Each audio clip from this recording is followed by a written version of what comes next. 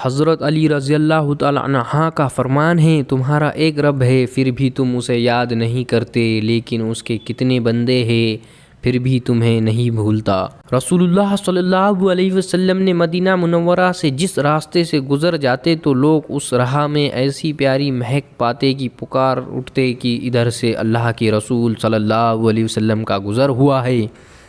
جب بھی دعا مانگو تو اپنی اوقات دیکھ کر نہیں، اپنے رب کی شان دیکھ کر مانگو۔ رسول اللہ صلی اللہ علیہ وسلم نے فرمایا، ایمان کی بلندی 4 باتوں میں ہے۔ نمبر 1 حکم الہی پر صبر کرنا، نمبر 2 تقدیر پر راضی رہنا، نمبر 3 پروردگار کا فرما بردار رہنا، نمبر 4 اخلاق کے ساتھ اللہ پر توکل رکھنا۔ جو شخص بچپن میں تمیز نہیں سیکھتا بڑا ہو کر بھی وہ نہیں سیکھتا۔ حضرت علی رضی اللہ تعالیٰ عنہ کا فرمان ہے، تمہارا ایک رب ہے پھر بھی تم اسے یاد نہیں کرتے، لیکن اس کے کتنے بندے ہیں پھر بھی تمہیں نہیں بھولتا۔ رسول اللہ صلی اللہ علیہ وسلم نے فرمایا کہ اللہ تعالیٰ فرماتے ہیں کہ جب میں کسی مومن بندے کی محبوب چیز اس دنیا سے اٹھا لیتا ہوں پھر وہ ثواب کی نیت سے صبر کرے تو اس کا بدلہ جنت ہی ہے۔ رسول اللہ صلی اللہ علیہ وسلم نے فرمایا، جو شخص جمعے کے دن حکم کے مطابق اپنے آپ کو پاک کرے پھر اپنے گھر سے نکلے اور جمعے کی نماز حاضر ہو اور خاموش رہے نماز ہونے تک، تو اس کے اگلے جمعہ تک گناہ معاف ہو جائیں گے۔